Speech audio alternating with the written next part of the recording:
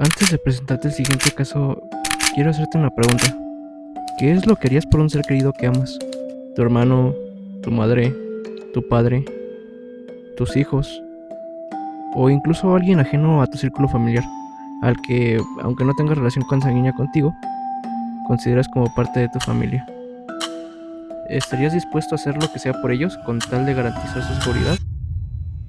Quiero que pienses esto a lo largo de este video. Corrió el año de 1972 en este lugar de aquí.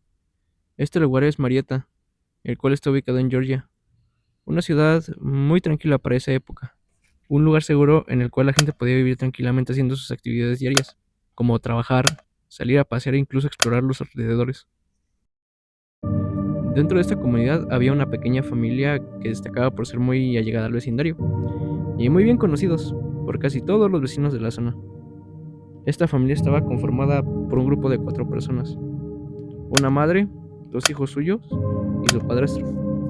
La madre y cabeza de la familia, Juanita Randall, junto a sus hijos Debbie y Melvin y la pareja que tenía en ese entonces, Robert, vivían en Marietta y hacían sus actividades normalmente y de manera pacífica.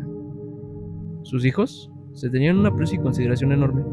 Ambos acudían a la escuela primaria, convivían con sus amigos, se divertían y hacían sus actividades.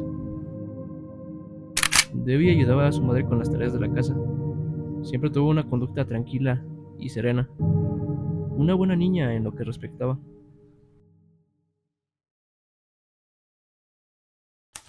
El 13 de enero de 1972, mientras ayudaba a su madre con las actividades de la casa, se le encomendó la tarea de ir a la lavandería para poder lavar la ropa de la familia, acompañada de su padrastro. La lavandería se encontraba muy cerca de donde ellos residían, aproximadamente a media cuadra de su vivienda. Ambos se dirigieron hacia allá, cerca de las 7 de la noche. Al llegar a la lavandería, el padrastro dejó a cargo a la niña y le entregó dinero para pagar el ciclo de lavado. Después de eso, el padrastro se retiró, probablemente para ir a atender algunos asuntos que tuvieran en el vecindario. La niña esperó pacientemente a que el ciclo se completara en aproximadamente 15 minutos. Eso indica que debería estar de vuelta en casa alrededor de las 7:20, si contamos los 5 minutos que tardaba en ir y regresar. Pero pasó un rato. Alrededor de las 7:35, y ver que su hija no regresaba, su madre salió en búsqueda de ella. En el camino hacia la lavandería, observó atentamente si se la cruzaba antes de llegar, pero no fue así. Una vez que llegó a la lavandería, le preguntó a uno de los que atendía si había visto a su hija. El tendero afirmó haber visto salir a la niña cerca de las 7:15, una vez que la ropa terminó de lavarse. Y fue justo en ese momento que la señorita Juanita entró en pánico. No perdió tiempo y salió a corroborar si su hija aún se encontraba en los alrededores. La pequeña Debbie había desaparecido por completo.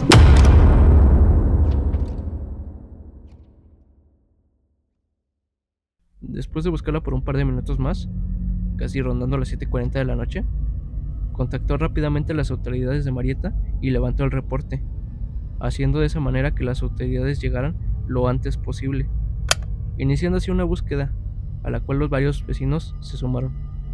Los lugares principales en los cuales entraron la búsqueda fue el vecindario en general y las zonas residenciales de Marietta. La búsqueda fue extensa y larga, pero al final de cuentas no pudieron encontrar nada. Después de todo esto, la policía inició la investigación, tratando de reunir pistas que les ayudara a localizar el posible lugar donde podría encontrarse Debbie. Iniciaron por interrogar a los testigos que se encontraban cerca de donde desapareció. Esta investigación llevó un par de días después de la desaparición de la niña para ser completada. Al cabo de un tiempo y una ardua labor de investigación, pudieron dar con 2 pistas que podrían ser de vital importancia para localizar a la pequeña Debbie. La primera era que testigos afirmaron haber visto a una niña saliendo de la lavandería, aproximadamente a las 7:15, y en una parte del camino, cuando se dirigía de regreso a su casa, un auto de color negro se paró en seco frente a ella y se la llevó. Algunos de estos testigos afirman que la chica se había resistido, mientras que otros afirmaban no haber visto nada raro. Es por eso que para la mayoría, este hecho pasó desapercibido. Paralelamente, mientras se descubrió esto, la madre de la niña salió a buscarla todos los días, e incluso llegó a pegar pósters con el rostro de su hija de manera constante y sin rendirse. Esto reflejaba el deseo de Juanita. Quería que su hija llegara sana y salvo a casa. Su pareja le ayudaba, ya que también sentía preocupación por su hijastra. Si ellos no habían perdido la esperanza, entonces los encargados de investigar el caso tampoco podían darse por vencidos. Es por eso que, volviendo a la investigación, los investigadores fueron a aquel lugar donde habían visto ese extraño auto y a la niña por última vez, y encontraron una pista que era muy relevante para este caso. Cerca de donde los testigos afirmaron ver por última vez a Debbie, se encontraron restos de detergente. Esto encendió los focos rojos de las autoridades, las cuales inmediatamente partieron desde la posibilidad de que la niña pudiera haber sido raptada por alguien, iniciando así una de las operaciones policíacas más grandes en la historia. La operación Debbie había dado inicio. Pero, ¿qué fue esta operación? La operación Debbie fue una organización por parte de la policía con dos objetivos: descubrir de una vez por todas la localización de Debbie y llevarla sana y salvo a su casa de una vez por todas. Posiblemente te estés preguntando por qué una de las más grandes de ese entonces. Porque la operación contó con un total de casi 5,000 personas unidas con un único objetivo. Al iniciar la operación no había enemigos, simplemente un grupo masivo de gente unida con el mismo objetivo. Incluso helicópteros se sumaron a la investigación.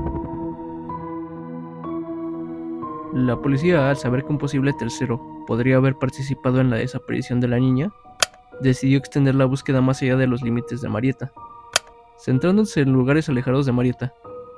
Estos lugares fueron principalmente Powers Ferry Road y Airline Road, dos lugares que fungían como puntos un poco alejados de Marietta. Todos los miembros de esta operación lo estaban dando todo para hallar a Debbie. El tiempo transcurrió, pero la gente no perdía de vista su objetivo, ni sus padres, ni las autoridades, ni los vecinos, ni siquiera un par de estudiantes de un colegio, que eran entre los más jóvenes que buscaban. Después de una larga y extensa búsqueda que duró mucho tiempo, al final lo lograron. La búsqueda dio sus frutos e encontraron a la pequeña Debbie. Fue justo ahí donde encontraron el cuerpo de Debbie.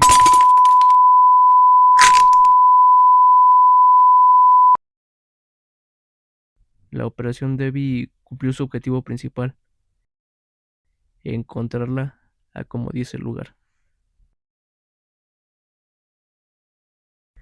El día 29 de enero de 1972, o en pocas palabras, 16 días después de su desaparición, la operación Debbie había llegado a su fin.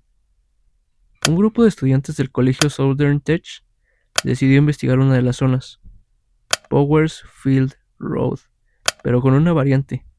En vez de buscar los lugares donde siempre frecuentaban, esta vez decidieron adentrarse un poco más en la zona donde empieza el bosque.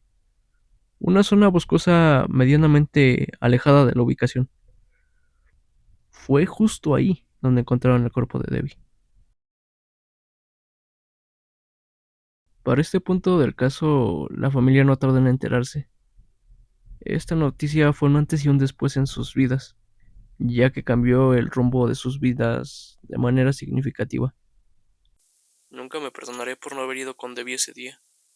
Siento que si hubiera estado allí, tal vez todo habría sido diferente.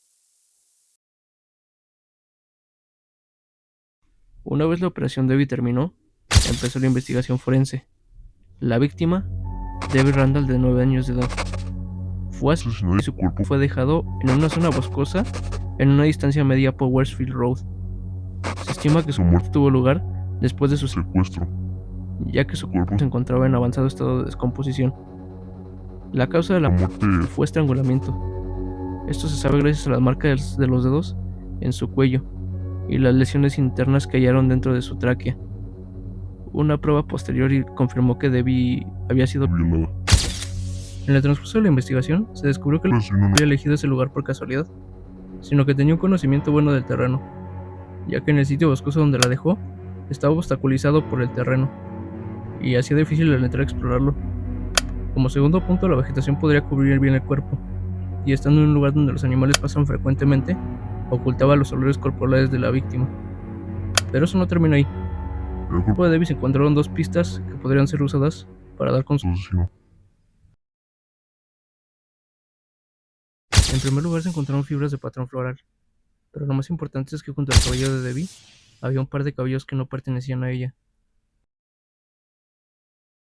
Estas 2 pruebas fueron guardadas para investigarlas a fondo y llegar a una posible hipótesis, almacenadas y resguardadas en un lugar estéril para evitar que se contaminaran. Las autoridades comenzaron a unir hilos en busca de posibles sospechosos.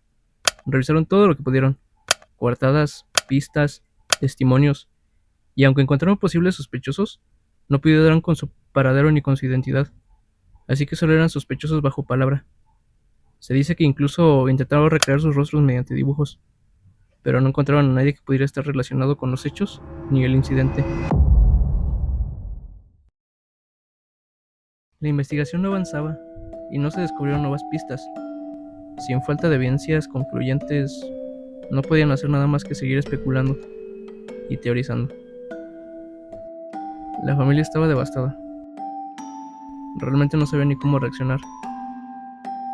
La noticia fue tan repentina que simplemente el hecho de procesarla les duró mucho tiempo. Desgraciadamente la madre de Debbie murió en 2018 a causa de cáncer de estómago, y aún aferrada a saber lo que pasó con su hija, incluso en sus últimos días de vida dijo: "Ella era mi bebé y la amaba tanto. Al menos me gustaría saber quién lo hizo antes de morir". Solo 4 años después, en enero del 2022, el padre biológico de Debbie también falleció, y también tuvo sus palabras ante este caso. "Es como si te arrancara un pedazo grande del cuerpo. Me duele muy profundamente por dentro. Aún la amo a día de hoy". Por lo que este caso se fue perdiendo en el atisbo de casos no resueltos. Espero que el video te haya gustado. Si es así, puedes dejarme un like y suscribirte a este canal para que juntos desentrañemos los casos más misteriosos que deben ser por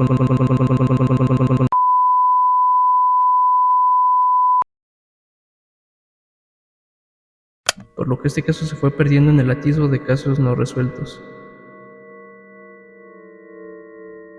O eso es lo que normalmente diría. Y en cierta parte es cierto. El caso fue cerrado entre 1972 y 1975 y no fue resuelto. Pero no fue hasta aproximadamente 50 años después que el caso fue reabierto en 2020. Y probablemente no tiene sentido para ti, ya que posiblemente te estés preguntando ¿por qué esperar un lapso de 50 años para reabrir un caso del cual no hay más pruebas? En las primeras 2 décadas del siglo XXI, están logrando avances tecnológicos impresionantes, como el hecho de que ahora estés viendo este video desde un dispositivo muy pequeño, una pantalla o un computador. Lo que ayudó por fin a resolver este misterio enterrado por mucho tiempo fue la genealogía forense. En otras palabras, las tecnologías para identificar ADN en una escena del crimen. ¿Recuerdas que te mencioné que se guardaron en un lugar estéril para poder examinarlos a fondo? Bueno, este lugar se quedó con ellas, y con el nacimiento de nuevas tecnologías, se lograron sacar elementos concluyentes de estas pruebas. Con esta nueva tecnología se analizaron los trozos de fibra floral y los cabellos que se encontraron hace 50 años en la escena del crimen, y en base a eso se hizo un árbol genealógico con el ADN del agresor. Después de 3 años, al fin se pudo dar con el asesino de Debbie. Se pudo descubrir que el asesino era de una ciudad vecina, Mableton, y había una conexión como punto medio donde fue hallado el cuerpo. Esto conectaba a Mableton y Marietta por el camino de Powers Field Road, donde fue hallado el cuerpo. El 18 de septiembre de 2023 se anunció públicamente que el culpable fue un hombre de 24 años de edad en ese entonces, llamado William B. Rose. Pero te estarás preguntando, ¿qué motivos tenía William para asesinar a Debbie? ¿Acaso problemas con los padres de Debbie? ¿Quizá la misma Debbie le hizo algo malo? Y la respuesta es ninguna. El asesino no tenía motivos para asesinar a Debbie. Dado lo apresurado que fueron los hechos que se tienen registrados, se llegó a la conclusión de que fue un crimen oportunista. Al ver sola a Debbie sin supervisión, vio la oportunidad y cometió su crimen. Pero ¿no se te hace extraño? ¿Para qué declarar públicamente un crimen de una familia que ya no vivía? Y probablemente lo hayas pasado desapercibido. Pero aunque el padre, la madre y Debbie hayan fallecido, aún quedaba un integrante más de la familia, el más allegado a Debbie, su hermano Melvin Randall, de entonces 10 años, que cuando se resolvió el crimen tenía 64 años de edad.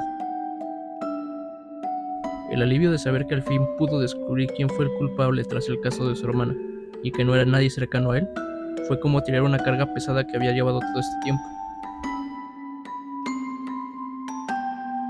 La última pregunta que queda por responder es: ¿qué pasó con el culpable luego de ser identificado? Y la respuesta es que no fue a prisión. Déjame explicarte. El crimen que cometió William B. Rose hace 50 años fue descubierto con pruebas irrefutables, pero William, que actualmente debería de tener alrededor de 78 años, desgraciadamente, antes de la resolución del caso, ya se había ido de este mundo. A tan solo 2 años de haber cometido el crimen, se teoriza que William, de entonces 26 años de edad, al sentir cómo la investigación policial iba en dirección hacia él, cometió suicidio en un acto impulsivo, ya que se especula que se sentía presionado por la investigación que parecía avanzar hacia él. Así que, desgraciadamente, no pudo ser juzgado. Un caso cuyo final es agridulce. Por un lado, el hermano de Debbie vivió para conocer la verdad que su familia no, pero por el otro lado, el culpable del delito no pudo ser juzgado. Sin duda alguna, uno de los casos más reflexivos en cuanto a las consecuencias que tiene algo de esta magnitud.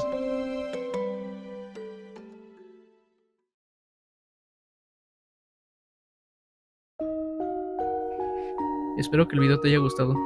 Si es así, puedes dejarme un like y suscribirte a este canal para que juntos desentrañemos los casos más misteriosos que deben ser conocidos. Mi nombre es Abraham, y esta noche en el camino de regreso a tu hogar, por favor, no mires atrás.